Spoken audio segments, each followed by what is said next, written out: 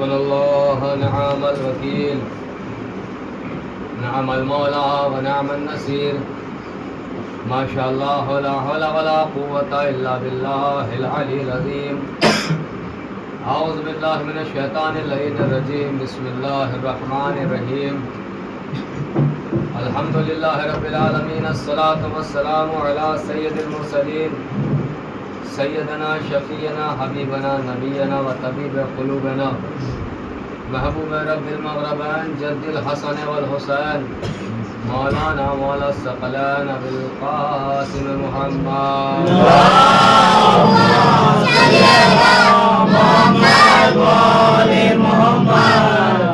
وآله الطيبين الطاهرين المعصومين المنتخبين المنتجبين المظلومين ولعن الله على أعدائهم أجمعين ولعن الله على غاصبين حقوقهم ولعن الله على منكرين فضائلهم ومصائبهم وشجاعتهم وسخاوتهم وشرافتهم وجلالتهم وولايتهم وعنايتهم وطهارتهم وعطشهم أجمعين أما بعد فقد قال رسول اکرم أما بعد فقد قال الله تعالى وقاله الحق بسم اللہ الرحمن الرحیم اقرأ بسم ربک الذی خلق صلوات پڑھیں گے تو محمد صلی اللہ محمد ابھی اندر آدھی جگہ ہے ابھی ہے در خالی پڑھیں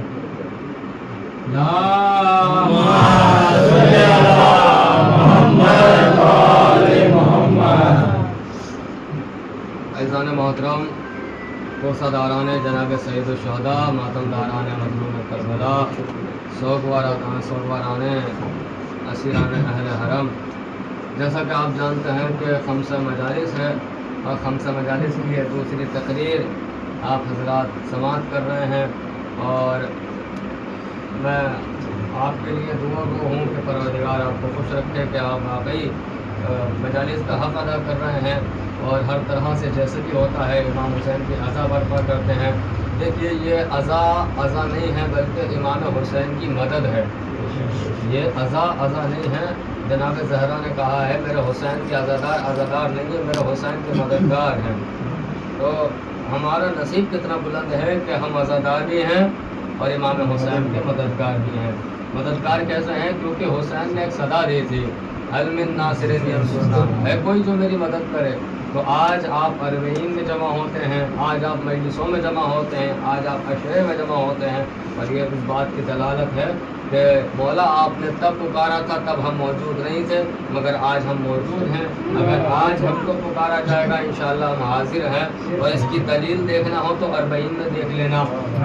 کربلا جائیں گے جو بھی حضرات وہ اربعین میں جا کے دیکھ لیں، وہاں پر یہ نہیں ہوتا ایک یہاں پر ایک وہاں پر ہے، سب ایک جگہ جمع ہوتے ہیں۔ کوئی کالے گورے کا فرق نہیں ہے، کوئی عرب عجم کا فرق نہیں ہے، کوئی ہندی اردو والے کا فرق نہیں ہے، کوئی عربی فارسی والے کا فرق نہیں ہے، کوئی پیسہ والا کوئی غریب والے کا فرق نہیں ہے۔ پوچھا کیوں کہ یہ در حسین ہے، یہاں در حسین پہ جو آتا ہے وہ عزادار ہوتا ہے، جناب زہرا کی نظر میں عزادار ہوتا ہے، نہ وہ کسی مذہب سے تعلق رکھتا ہے، نہ وہ کسی قبیلے سے تعلق رکھتا ہے، نہ وہ کسی خاص خاندان سے تعلق رکھتا ہے، بس وہ یہاں پر آ گیا تو جناب زہرا کی دعا میں شامل ہو گیا۔ اب عزیزان محترم میں گفتگو کا آغاز کر رہا ہوں کہ اللہ کی یہ آیت قرآن کی جو پہلی آیت ہے جس کو رکھا بعد میں گیا ہے، لیکن یہ قرآن کی سب سے پہلی آیت ہے جو غار حرا میں نازل ہوئی تھی کہ جبریل لے کر آنے کے بعد کا اقرا پڑھیے بسم نام سے، کس کے نام سے پڑھا جائے؟ ربک الذی، اپنے اس اللہ کے نام سے پڑھیے خلق کہ جس نے خلق کیا، یعنی صرف انسانوں کی بات نہیں ہو رہی ہے بلکہ بتایا گیا کہ اللہ کے علاوہ تمام چیزیں مخلوقات میں ہیں، جتنی چیزیں ہیں سب مخلوقات میں ہیں، فقط خالق ایک ہے، پیدا کرنے والا ایک ہے، اس کے علاوہ تمام چیزیں مخلوقات ہیں، چاہے وہ انبیاء ہوں، چاہے ائمہ ہوں، چاہے رسول ہوں، چاہے پیغمبر ہو، چاہے فرشتے ہوں، چاہے جہنم ہو، چاہے جنت ہو، چاہے دنیا ہو، چاہے دن ہو، چاہے رات ہو، چاہے مہینے ہو، چاہے سال ہو، کچھ بھی ہو، یہ تمام چیزیں مخلوقات ہیں اور سب کا خالق ایک ہے. اور اس کی دلیل ہم چھوٹے چھوٹے بچوں کو کتابوں میں پڑھاتے ہیں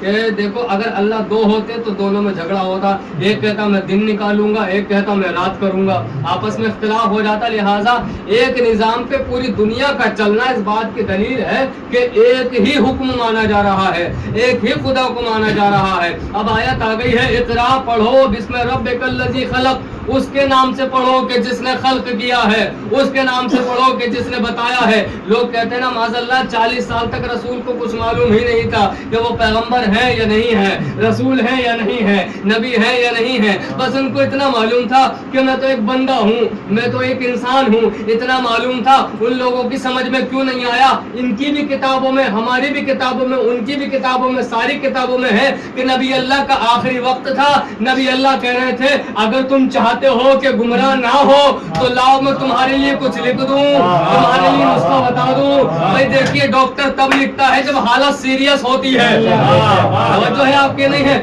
جب مریض کی حالت سیریس ہوتی ہے ڈاکٹر کہتا ہے میرے پاس جو تھا دے دیا, اب آنے والے وقت کے لیے اور زیادہ دوائیوں کی ضرورت ہے. نبی نے کہا جب تک میں زندہ تھا تم کو دے رہا تھا, اب چونکہ میرا جانے کا وقت ہو گیا ہے لہٰذا میں تمہیں کچھ دے کے چلا جاؤں, کچھ دے کے چلا جاؤں. وہ الگ بات کہ نبی نے مانگا لوگوں نے دیا نہیں, لیکن بات یہ ہے ہمارے بزرگ نے جملہ کہا تھا میں وہ نقل کر رہا ہوں, جو جملہ مجھ سے کہا تھا وہ میں نقل کر رہا ہوں. ان کا نام یوں نہیں لوں گا تاکہ جناب زہرا ان کے اجر میں اضافہ کرے, مگر جملہ میرا نہیں ہے, جملہ ان کا ہے. ہمارے نیلور کے ہی بزرگ کا جملہ ہے کہ معاذ اللہ آپ میں سے جملہ ہے, آپ لوگوں میں سے. یہ کسی عالم خطیب کا جملہ نہیں پڑھ رہا ہوں, کسی مولوی کا جملہ نہیں پڑھ رہا ہوں, آپ میں سے عام انسانوں میں سے ایک ہمارے بندے کا جملہ, ایک برادر مومن کا جملہ ہے. وہ کہتے ہیں معاذ اللہ اگر نبی جاہل تھے تو قلم کیوں مانگ رہے تھے؟ بھائی مانگتا کون ہے؟ مانگتا کون ہے؟ جو پڑھا لکھا ہوتا ہے. جس کو پڑھائی سے مطلب نہیں, جس کو لکھنا نہ آتا ہو, اس کے لیے قلم اور ڈنڈی ایک ہی چیز ہوتی ہے, یہ ساری چیزیں ایک ہوتی ہیں. تو کہا کہ دیکھو اپنے رب کے نام سے پڑھو, اس اللہ کے نام سے پڑھو کہ جس نے تمام مخلوقات کو خلق کیا, دنیا میں ہر چیز کو پیدا کیا. بس میرے ساتھ جڑیے گا. اور اسی سورے میں آگے بڑھ کے ارشاد ہوا, کیا ارشاد ہوا کہ تم انسان ہو, تم انسانوں کو ہم نے وہ سکھایا جو تم نہیں جانتے تھے. تمہیں نہیں معلوم تھا, ہم نے سکھایا. تم نہیں جانتے تھے, ہم نے بتایا. مگر اس کے آگے اللہ نے انسانوں کی مذمت کی, کہا اے انسان تیرے پاس تھوڑا سا پیسہ کیا آ گیا, تیرے پاس دولت کیا آ گئی, تھوڑا سا نام کیا کما لیا, تو غرور کر رہا ہے, تو غرور کر رہا ہے. بھائی غرور کب کیا جاتا ہے؟ جب دولت آ جائے, جب پیسہ آ جائے, جب کسی چیز کی حاجت نہ ہو تب غرور کیا جاتا ہے. اللہ نے کہا مستغنا, کہ تو غنی ہو گیا, کہ تو غنی ہو گیا, کہ تو غنی ہو گیا. اگر تو غنی ہو گیا کیا مجھے بھول جائے گا؟ اگر تو غنی ہو گیا کیا مجھے بھول جائے گا؟ اس کا مطلب پتا چلا کہ غنی ہونا بہت اچھی بات نہیں ہے.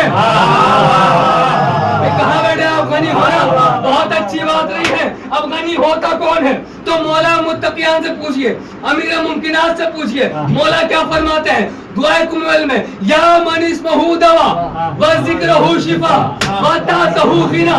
اے وہ کہ جس کا ذکر شفا ہے, جس کا نام دوا ہے, اور جس کی اطاعت غناعت ہے. جس کی اطاعت کرنے سے لوگ غنی ہوتے ہیں, جس کی اطاعت کرنے سے لوگ مالدار ہوتے ہیں, جس کا کہنا ماننے سے لوگ غنی ہوتے ہیں.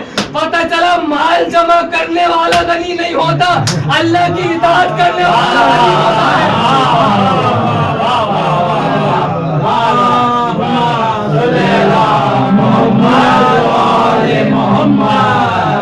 اللہ کہہ رہا اصلی غنی وہ ہے کہ جس کے پاس اللہ کا عشق ہو, اللہ کی محبت ہو, اللہ کا کہنا مانتا ہو, ہے نا. یہی تو ہے مولانا متقین نے جو دعا میں سکھایا, ہمیں یہی تو سکھایا ہے کہ اللہ کی اطاعت ہی غنا ہے, اور یہی غنا سے غنی بنتا ہے.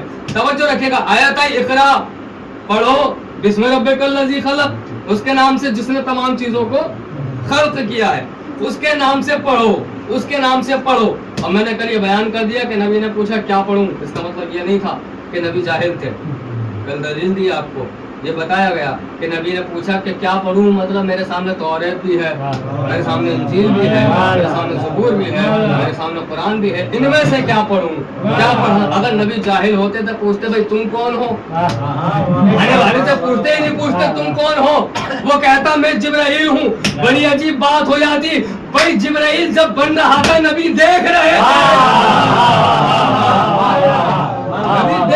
نبی فرماتے ہیں کہ ہم نے اتنے لاکھ وہاں عبادت کی، اتنے لاکھ برس وہاں عبادت کی، وہاں عبادت کی۔ سنیے جب آیت آئی نا، لوگوں نے ایک روایت لکھی، بہت آسانی سے میں جملہ پہنچا رہا ہوں، بہت محنت ہے جو آپ تک پہنچانے کی کوشش کر رہا ہوں۔ روایت لکھی کہ جیسے ہی آیت آئی نبی اللہ معاذ اللہ پریشان ہو گئے۔ نبی اور پریشان، نبی تو ہماری پریشانیاں دور کرنے آئے ہیں، نبی کیسے پریشان ہوں گے کہ نبی پریشان ہوگا؟ کہاں پہنچے؟ ام المؤمنین کے دروازے پہ جناب خدیجہ کے پاس پہنچے۔ جناب خدیجہ کے پاس پہنچے تو جناب خدیجہ نے پوچھا، دیکھیے وہ روایت سنا رہا ہوں جو جھوٹی ہے، میں پہلے ہی بتا رہا ہوں جو جھوٹی ہے، جس کا کوئی تعلق سچ سے نہیں ہے، اس کے بعد سناؤں گا سچی روایت۔ سچی روایت کیا ہے؟ تو جیسے ہی پہنچے جناب خدیجہ کے پاس، جناب خدیجہ سے کہا، جناب خدیجہ نے دیکھا کہ آپ کے چہرے کا رنگ کیوں اڑ گیا، آپ اتنے پریشان ہو رہے ہیں؟ بولے آیت آ گئی۔ آیت آنے پہ نبی گھبرا رہے ہیں، ان کا کہنا یہ ہے کہ آیت آ گئی، گھبرا رہے ہیں، ہے نا؟ تو کہا کہ آپ پریشان نہ ہو، میرا چچا زاد بھائی ہے ورقہ ابن نوفل، ورقہ ابن نوفل میرا چچا زاد بھائی ہے۔ کون ہے؟ مسلمان نہیں ہے، عیسائی ہے، مگر علم رکھتا ہے۔ ورقہ ابن نوفل چچا زاد بھائی ہے، عیسائی ہے، ایمان نہیں لایا ابھی تک، یہ ایمان نہیں لایا ہے۔ کہا میں چچا زاد بھائی کے پاس لے کے چلتی ہوں، وہ بتائے گا کہ کیا کرنا ہے۔ جب اس کے چچا زاد بھائی کے پاس پہنچے، جناب خدیجہ کے چچا زاد بھائی ورقہ ابن نوفل کے پاس پہنچے، ورقہ ابن نوفل نے کہا جیسا خواب تم نے بتایا ہے، جیسی بات، جیسے حالات تم نے بتائے ہیں، اگر آیت میں یہی درج ہے، اگر ایسی ہی آیت آئی ہے تو تم پریشان نہ ہو، تم نبی بن چکے ہو۔ توجہ ہے آپ کی نہیں ہے؟ بھائی میں نے پہلے کہا یہ سچی روایت نہیں ہے، بس مجھے ایک منظر دکھانا ہے نا آپ کو، اس لیے اس روایت کا سہارا لینا پڑا کہ پریشان نہ ہو، تم نبی بن چکے ہو۔ معاذ اللہ نبی شک میں پڑے تھے۔ لوگ کہتے ہیں نا کہ بھائی تم نبی کو نہیں مانتے ہو، بالکل صحیح کہتے ہیں، ہم اس نبی کو نہیں مانتے جس کو تم مانتے ہو، کیونکہ تم نے جاہل مانا، ہم نے عالم مانا، تم نے کمزور مانا، ہم نے بہادر مانا، تم نے جاؤ مانا، ہم نے وہ نہیں مانا۔ لوگ کہتے ہیں کہ ورقہ ابن نوفل کے پاس گئے، ورقہ ابن نوفل نے کہا پریشان نہ ہو محمد، تم نبی بن چکے ہو۔ تب جا کے محمد کو اطمینان ہوا کہ میں نبی بن گیا ہوں، میں نبی بن گیا ہوں، میں نبی بن گیا ہوں۔ سنیے، میں اس نبی کو نہیں مانتا جو اپنی نبوت میں شک کرے، بلکہ میں اس نبی کو مانتا ہوں جو یہ کہتا تھا میں اس وقت بھی نبی تھا جب آدم پانی اور مٹی کے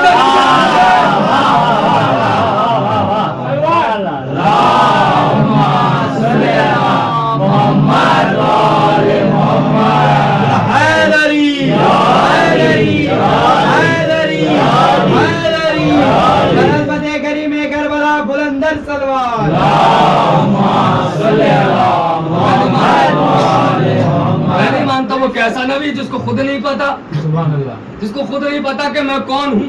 ہم اس نبی کو نہیں مانتے، ہم اس نبی کو مانتے ہیں جس کے سامنے جبریل بنائے جاتے ہیں، جس کے سامنے میکائیل بنائے جاتے ہیں، جس نبی کے سامنے ملک الموت کو پیدا کیا جاتا ہے، جس کے سامنے فطرس کو پیدا کیا گیا، اس نبی کو مانا ہم نے کہ جس کے سامنے آدم بنے۔ نہیں، میں شاید جملہ غلط بول گیا، ہم نے اس نبی کو مانا جس کے پسینے کے قطرے سے آدم بنا، جس کے پسینے کے قطرے سے نوح بنائے جا رہے ہیں۔ یہ کائنات ہے کیا؟ اللہ کی نظر میں مکھی کا ٹوٹا ہوا پر سے بھی کم ہے یہ کائنات۔ اللہ کہہ رہا ہے جس دنیا کے بارے میں تم بڑا فخر کرتے ہو نا، گھر بڑا سا بنا لوں کہ اس کو راضی کر لوں، خدا کو ناراض کر دوں، تو یہ دنیا جو ہے میری نظر میں مکھی کے ٹوٹے ہوئے پر کی طرح ہے۔ مکھی کا ٹوٹا ہوا پر کیا ہوتا ہے؟ جس دنیا سے ہم پیار کر رہے ہیں اللہ کی نظر میں کچھ نہیں۔ بھیجا کیوں؟ کا امتحان کے لیے، کہ اگر تمہیں بھیج رہا ہوں نبی کو بھی بھیجوں گا، آل نبی کو بھی بھیجوں گا، اور دیکھوں گا جو تم نے عالم ارواح میں وعدہ کیا تھا اس وعدے پہ عمل کر رہے ہو یا نہیں کر رہے ہو، یہ میں دیکھوں گا۔ توجہ رکھیے گا کہ بھائی یہ تھی ایک روایت کہ وہاں گئے نبی پریشان ہوئے۔ اب سنیے اصلی روایت، اصلی روایت یہ آیت آئی، نبی نکلے پریشان نہیں ہے، مطمئن ہے، خدیجہ کے دروازے پہ نہیں گئے، ابو طالب کے دروازے پہنچے, یہی حوالے دوں گا میں آپ کو انشاءاللہ. پہنچے, جانے کے بعد کہتے ہیں چچا جان آیت آ گئی, وہ حکم آ گیا, بتائیے کیا کرنا ہے. بھائی نبی ہے مختار کائنات, اللہ کے بعد اگر سب سے بڑا مرتبہ ہے تو میرے نبی کا, مگر پوچھ رہے ہیں احترام میں چچا کیا کرنا ہے, چچا کیا کرنا ہے. چچا اگر منع کر دیتا تو آج وہ مسلمان بھی نہ ہوتے جو ابو طالب کو کافر کہتے ہیں.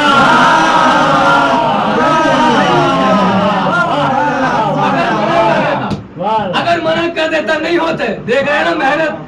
بھائی آپ اسی طرح حق ادا کرتے رہیے, انشاءاللہ قیامت تک آپ کی خدمت کرتا رہوں گا جب تک زندہ ہوں انشاءاللہ, کیونکہ ہمیں اللہ مولا کو منہ دکھانا ہے, ہمیں جناب زہرا کو منہ دکھانا ہے. تو یاد رہے, پہنچے ابو طالب کے دروازے پر, چچا کیا کرنا ہے. بولے بیٹے جاؤ اعلان کرو, بھتیجے جاؤ اعلان کرو, جاؤ میرے لال جا کے اعلان کرو کہ اگر کسی نے مخالفت کی تو کیا کرنا ہے. بولے وہ میرے اوپر چھوڑ دو, اگر کوئی بولا زبان کھینچ لوں گا.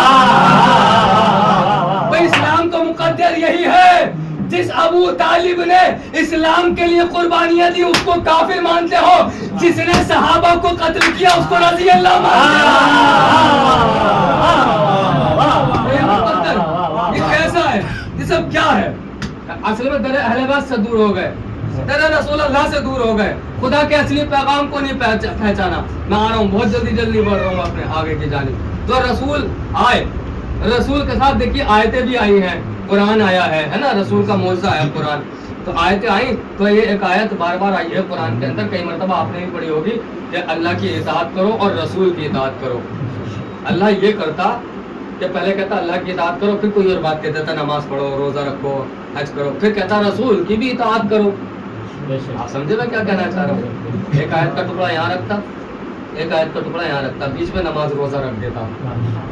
توجہ ہے آپ کے, نہیں بیچ میں نماز روزہ رکھ دیتا. اللہ نے کہا یہی تو بتانا چاہ رہا ہوں, جب تم اس کو اٹھا کے یہاں لاؤ گے, نماز روزے کو ادھر کرو گے, تو سب سے پہلے اللہ, پھر رسول, پھر سمجھ میں آئے گا نماز کیا ہے, پھر سمجھ میں آئے گا رسول کی طرف سے کہ روزہ کیا ہے, پھر سمجھ میں آئے گا حج کیا ہے, زکات کیا ہے. اس کا مطلب کیا ہوا, اس کا مطلب یہ ہوا کہ اللہ کی بھی اطاعت کرو, رسول کی بھی اطاعت کرو. اور یہ بھی کہا گیا کہ جس نے رسول کی اطاعت کی اس نے اللہ کی اطاعت کی.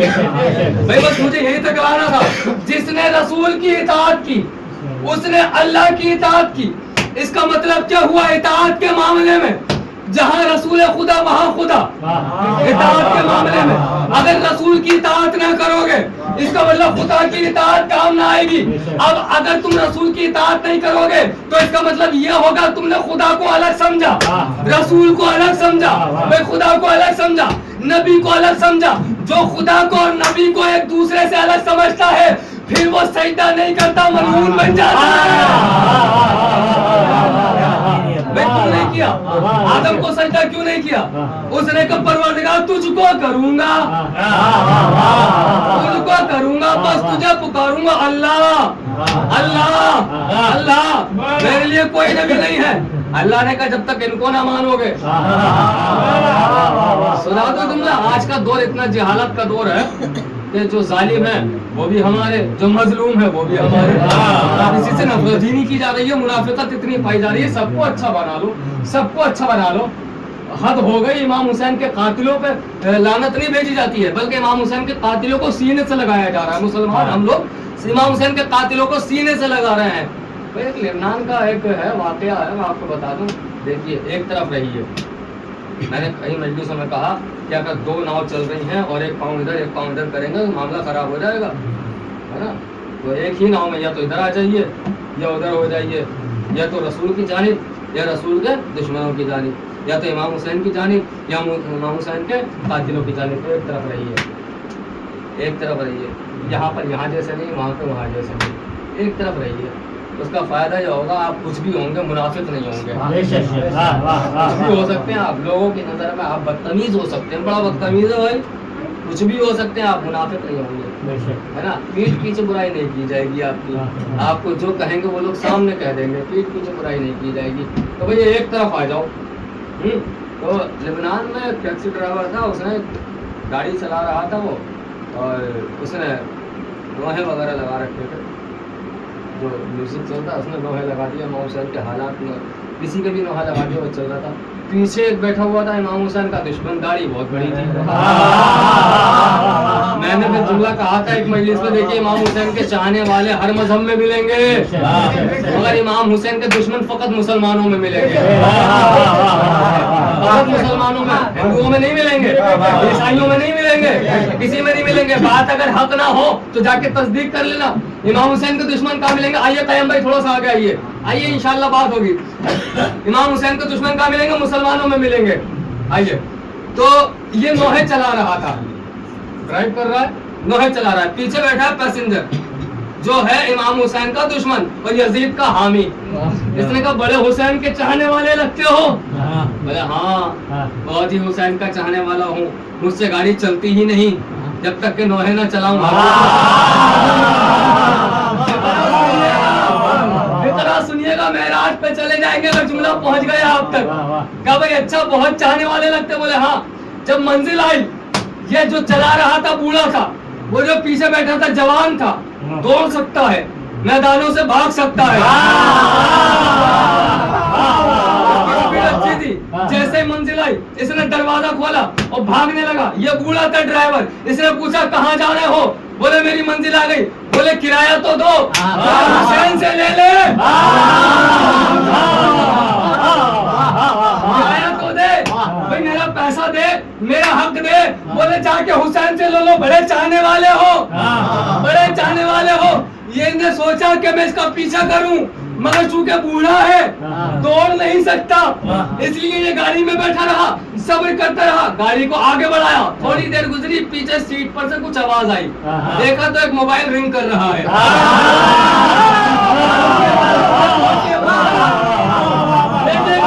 पूरा तब्दील हो जाएगा अगर ये बात पहुंच गई। पीछे मोबाइल रिंग कर रहा है, मोबाइल बोल रहा है, इसने उठाया, कॉल रिसीव, कान पे, हेलो कौन? बोले मैं वही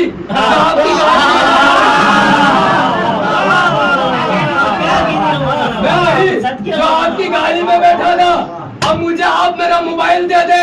बोले मैंने किराया हुसैन से ले लिया, तो यजीद से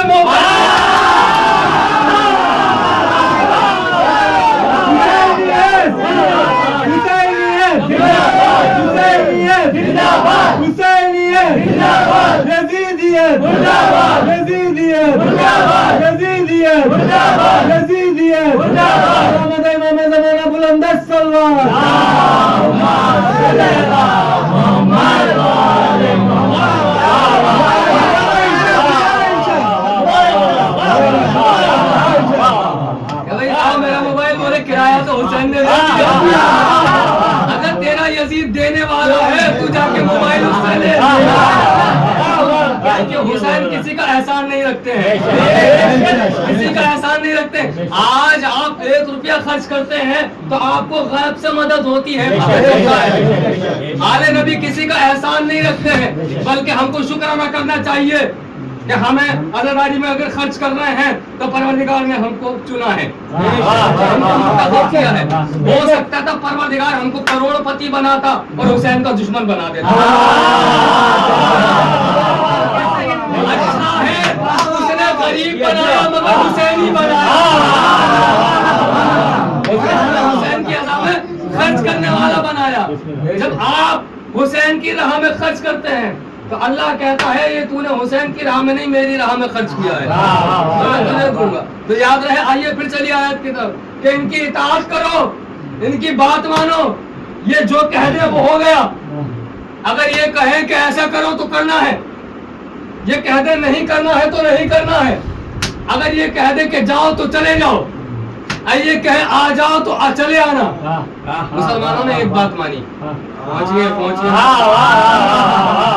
अगर ये कह दे चले जाओ तो चले जाना, अगर ये बुलाए आ जाओ तो आ जाना। मुसलमानों ने जाने वाली बात तो मानी, वापस आने अकेले हैं, कहाँ अकेले नहीं है। अच्छा बताइए, मोबाइल बस खत्म हो गई मजलिस, 5 मिनट मुश्किल से आपके 5 मिनट उजामत तमाम है ना। हमारी जान कुर्बान, एक एक जुमला मौला का, एक एक जुमला, एक एक जिंदगी का पहलू जो है हमारे लिए बायस अमल है, हमारे लिए ऐसा है कि हम उस पर अमल करें। मुबाहिले का मैदान, पैगंबर जाओ पहुंचो। एक चीज और बता दूं, मुबाहिला क्यों रखा गया था? جیسے خیبر میں تلوار چلی ایسے مباہلے میں چل جاتی تو کیا ہوتا؟ سوال ہے، جواب سن لیجیے گا. جیسے خیبر میں تلوار چلی، خندق میں چلی، احد میں چلی، صفین میں چلی، بدر میں چلی، حنین میں چلی، ہے نا، جنگ تبوک میں چلی، جہاں جہاں تلواریں چلی، تو ایک ہی ایسا کیوں منظر گزرا جہاں پر تلوار نہیں چلی؟ وجہ کیا تھی؟ سنو، آواز آئی، اے میرے نبی حق آ گیا ہے، اب تم جاؤ اور جا کے جھوٹوں پر لعنت کرو. حق آ گیا ہے یعنی دلیل آ گئی ہے، جا کے ان کو سمجھاؤ، اور جا کے اگر ان کو سمجھاؤ، اگر نہ مانے تو ان پہ لعنت کرو. قرآن پڑھ رہا ہوں آپ کے سامنے، جا کے سمجھاؤ، نہ مانے تو لعنت کرو. جا کے سمجھاؤ، نہ مانے تو لعنت کرو. اب اگر کوئی آپ کے ماتم کی دلیل سن کے بھی نہ مانے، لعنت کر کے ہٹ جاؤ.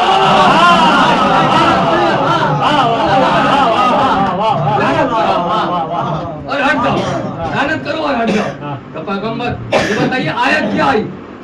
آیت آئی کہ تم اپنے بیٹوں کو لاؤ، ہم اپنے بیٹوں کو لائیں گے. تم اپنے نفسوں کو لاؤ، ہم اپنے نفسوں کو لائیں گے. تم اپنی عورتوں کو لاؤ، ہم اپنی عورتوں کو لائیں گے. بھائی نفسوں میں ایک نفس، عورتوں میں ایک عورت، بیٹوں میں دو بیٹے جو ابھی تک علی کے تھے اب رسول کے ہوئے، بیٹوں میں دو بیٹے، ہے نا. تو جب اللہ کو معلوم تھا، کہ اللہ کو معلوم نہیں تھا کہ ایک عورت جائے گی، ایک نفس جائے گا، دو بیٹے جائیں گے؟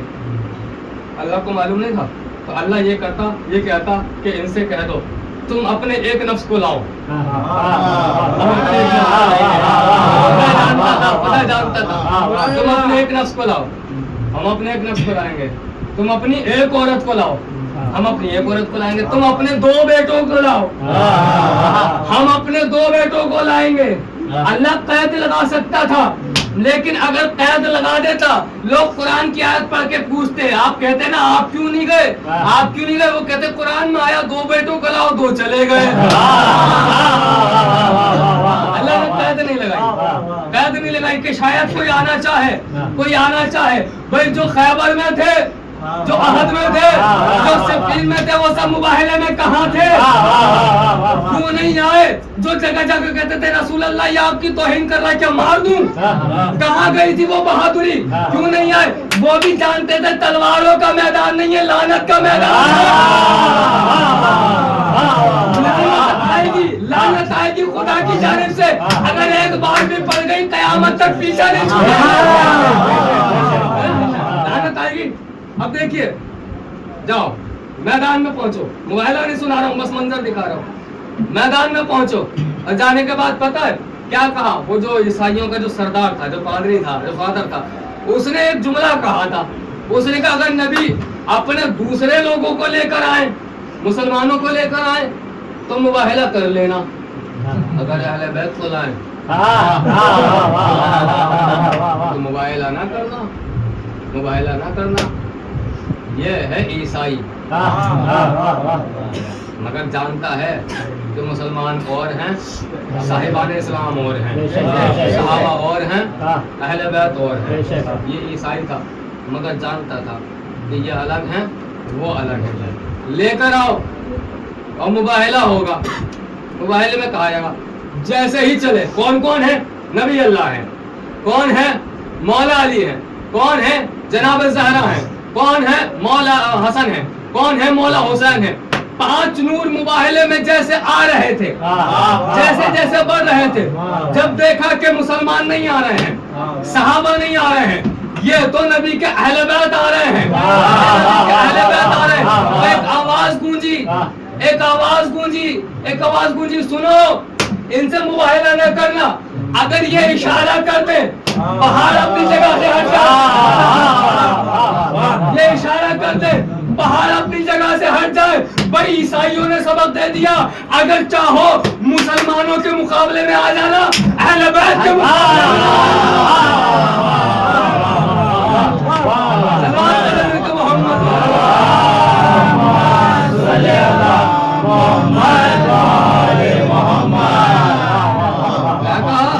آ جانا، مسلمانوں سے مقابلہ کر لینا. اہل بیت سے مقابلہ نہ کرنا. یہی تھا کہ 39 دن تک مذہب مسلمانوں سے مقابلہ کر رہا تھا. 40ویں دن اسلام سے واسطہ پڑا, پورے ایمان سے واسطہ پڑا. مسلمانوں سے لوگ تو جیت سکتے, اور جو شریعت لے کر آئے ہیں اگر ان کے سامنے آ گئے تو پھر ہلاک ہونے سے تمہیں کوئی نہیں بچا سکتا. بس عزیزان من, زحمت تمام آپ کی. خلاصہ کلام یہ ہے کہ امام حسین کی عزا ہے, اس میں جس طرح سے آپ تعاون کر سکتے ہیں کیجیے.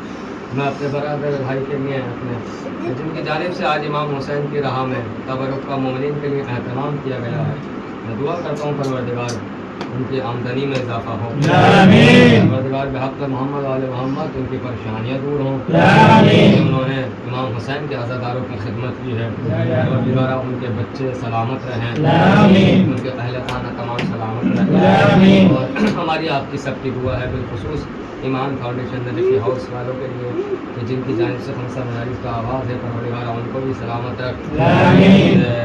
جس طرح سے وہ عزا کر رہے ہیں, فقط نیلور میں نہیں پوری دنیا میں عزاداری کر رہے ہیں, اس میں کتنا پیسہ خرچ ہوتا ہوگا, امام حسین کے نام پر کتنا پیسہ لٹانے کو تیار ہے. پروردگارہ ان کو سلامت رکھ, جسموں کو سلامت رکھ, حوصلوں کو سلامت رکھ.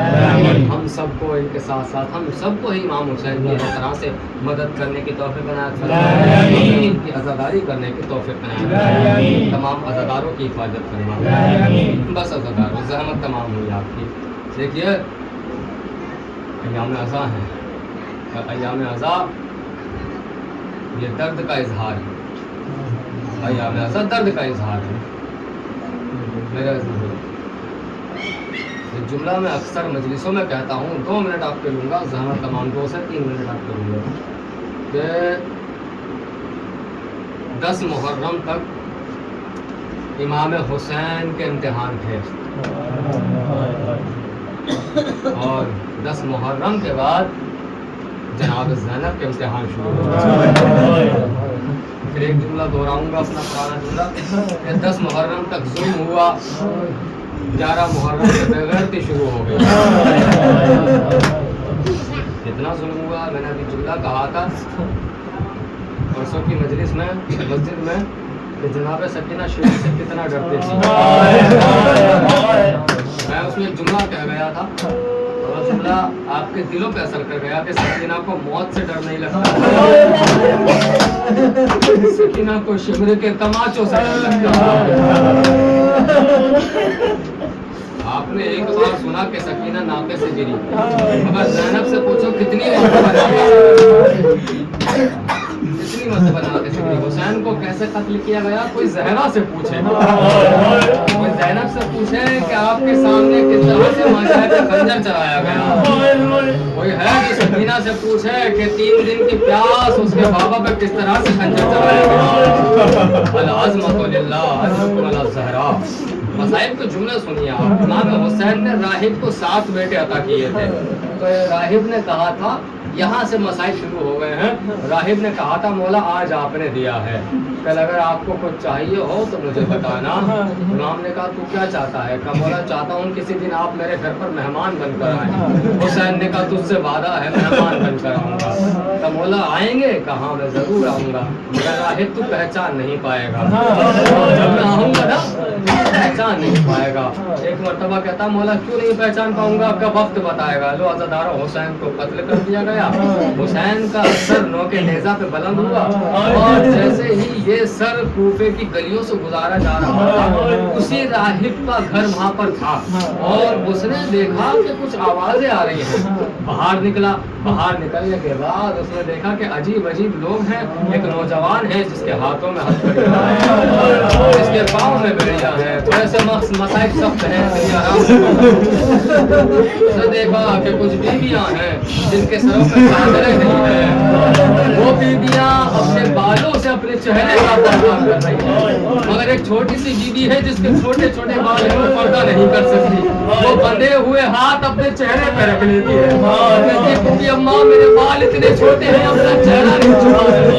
اجرکم علی الزہرا, اجرکم علی الزہرا. وہ واپس बस पलट ही रहा था, अचानक एक नोके नेजा पर उस पर जिसकी निगाह गई और उसकी नजर गई। उसने कहा, ए कतील तुम पर मेरा सलाम, ए शहीद तुम पर मेरा सलाम, ए मकतूल तुम पर मेरा सलाम। जानते हो अज़ादारों क्या आवाज आई? ए मेरे साहिब इस पर भी मेरा सलाम। जैसे ही सुना कि मेरा नाम ले रहे हैं, एक मरतबा कहा कि आप कौन हैं? कब पहचाने नहीं मैं कौन हूँ? एक मरतबा शिमर के पास गया और कहने लगा, ये जो तुमने सर उठा रखा है ना, ये मेरे हवाले कर दो। कहा देखो नहीं, हम ये तुम्हारे हवाले नहीं करेंगे, हमने यजीद से वादा किया है, ये सर उसको देंगे, उससे 10,000 दिरहम ले लेंगे। कहा 10,000 दिरहम मुझसे ले ले, बस एक रात के लिए, ये सर मेरे हवाले कर दे। तो राहिब ने वो सर लिया और जहाँ वो अपना मुसल्ला बिछा के इबादत करता था, हाँ ऐसे ही रो, ऐसे ही क्रिया करो, ऐसे ही क्रिया करते रहना। जहाँ वो इबादत करता था वहाँ जाके सर रखा, मुझको अंबर लेकर आया, उस सर को गुस्ल दिया, उसके ऊपर हाथ लगाया, हाथ लगा के कहा, ये तो मैं जानता हूँ आप खुदा के कोई नेक बंदे हैं, मगर मैं ये नहीं जानता आप कौन है। राहिब मैंने कहा दादा, मैं तेरे घर आऊंगा, मुझे पहचान नहीं पाएगा, अरे मैं तेरा आका हुसैन,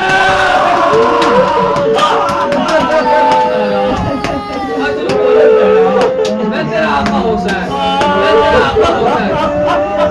राहिब रोने लगा, राहिब गिरिया करने लगा, बस राहिब गिरिया करने लगा, बस एक जुमला, मजलिस तमाम हो रही है, गिरिया हो चुका, गिरिया आधा हो चुका। राहिब ने कहा, आप कौन है? कहा पहचाना नहीं, मैं तेरा आका हुसैन। मगर तू कैसे पहचानेगा?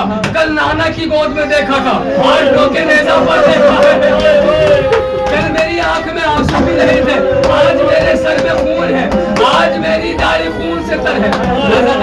राहिब बातें कर रहा है सरे हुसैन से, बातें हो रही थी, अचानक किसी की आवाज आई, राहिब राहिब अपनी आंखों को नीचे करो। क्यों?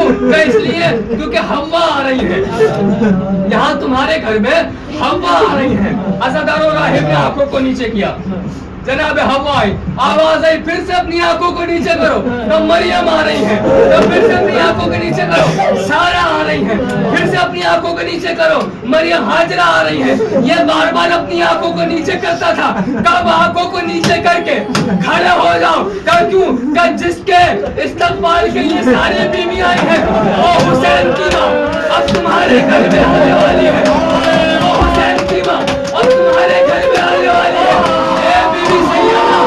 आपके इस्तकबाल में 4 जन्नत की खातून आई, मगर आपकी बेटियां बेपर्दा, करबला से कूफा, कूफा से शाम, शिविर के ताज़ियाने लोगों के बरसते हुए रो रो के कहती थी, हम नबी की बेटियां हैं, हम मोहम्मद की बेटियां हैं, जलता हुआ पानी ना फेंको, जलती हुई लकड़ियां ना फेंको। लोग कह रहे थे ये है मोहम्मद का घराना।